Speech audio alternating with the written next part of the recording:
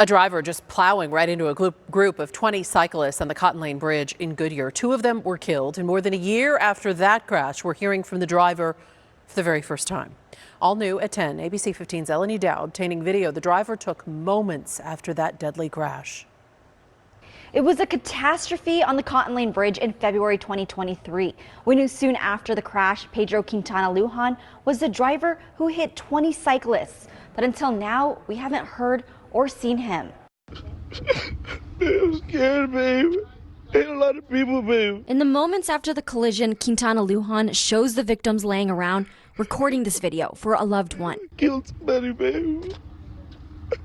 Now this goes on for about 10 more seconds. Police telling us they obtained this through a search warrant. I obtained it through a public records request. An investigation into the crash showed he called 2 people right after, and records show 911 was not one of the first calls. How's physical therapy going? Well, I'm done with PT. It's taken a long time for Clay Wells to get to this point. Of those who survived, he was the most severely injured and the last one to leave a medical facility.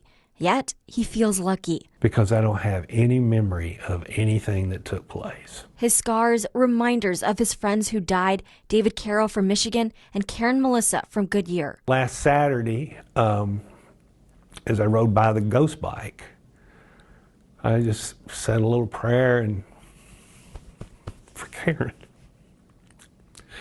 So it'll get better with time. I know there are people that still can't ride over the bridge. The justice system hasn't been quite as fast as Clay's recovery.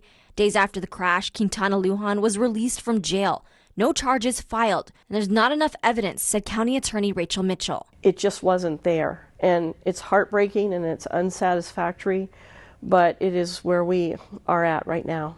So it was just an accident?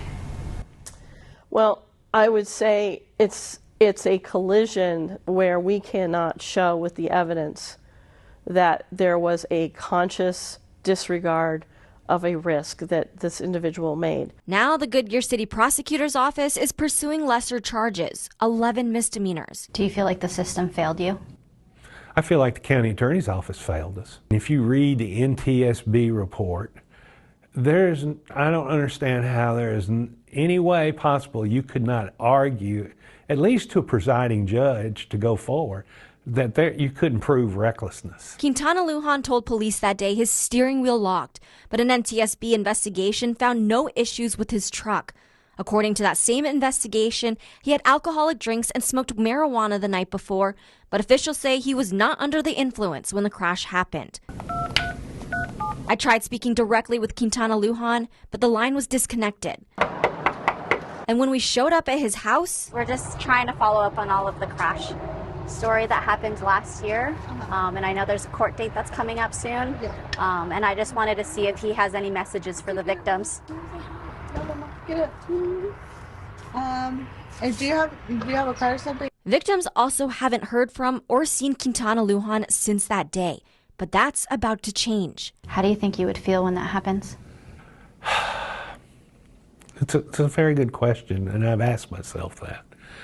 It's probably going to be a mixture of emotions. Sadness. I mean, he's the father of small children. Anger for what he's done. And hopefully some form of justice. What are you hoping to see happen? I'm hoping that he does, so he's incarcerated for some period of time.